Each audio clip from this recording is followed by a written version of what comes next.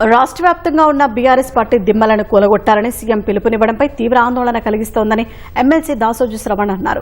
ముఖ్యమంత్రి రేవంత్ రెడ్డి చేసిన వ్యాఖ్యలపై బీఆర్ఎస్ నేతలు దాసోజు శ్రవణ్, ముఠా గోపాల్, అదనపు డీజీ మహేష్ భగవత్ కు ఫిర్యాదు చేశారు. సీఎం హోదాలో ఉన్న వ్యక్తి ప్రజల మధ్య శాంతిని నెలకొల్పాలి కానీ విద్వేషాలను పెంచకూడదన్నారు. కేసీఆర్ ను 100 అడుగుల లోతు భూమిలోకి తొక్కిపెట్టారని రేవంత్ రెడ్డి అనడం అత్యంత అప్రజాస్వామికమైనదన్నారు. ముఖ్యమంత్రి రేవంత్ రెడ్డిపై చట్టపరమైన చర్యలు తీసుకోవాలని కోరారు. గతంలో ముక్కలవుతారని వ్యాఖ్యానించినందుకు బీఆర్ఎస్ నేత తలసాని శ్రీనివాస్ యాదవ్ పై కేసులు నమోదు చేసిన విషయాన్ని ఆయన గుర్తు చేశారు. తలసానికి ఒక చట్టం, ముఖ్యమంత్రికి మరో చట్టమా అని ప్రశ్నించారు. ఇవాళ పరాకాష్ఠగా బీఆర్ఎస్ పార్టీ జెండా దిమ్మల్నే తెలుగుదేశం పార్టీ వాళ్లను కూల్చమని చెప్పడం ఎంతవరకు న్యాయం? ఇది క్రిమినల్ కేసును అట్రాక్ట్ చేస్తుందా చేయదా?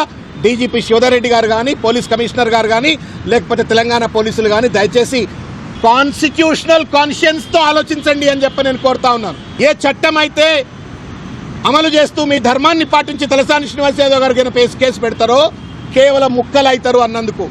మరి బొందబెట్టండి అంటే కేసు పెట్టరా? పార్టీ దిమ్మలు కూల్చండి అంటే కేసులు పెట్టరా? ఇదేం రాజ్యం ఇది? అంబేద్కర్ రాజ్యాంగం అమల్లో ఉంటుందా లేకపోతే అనుముల రాజ్యాంగం అమల్లో ఉంటుందా? దయచేసి పోలీసులు కూడా ఆలోచించాలా, తెలంగాణ సమాజం కూడా ఆలోచించాలని చెప్పి నేను కోరుతా ఉన్నాను.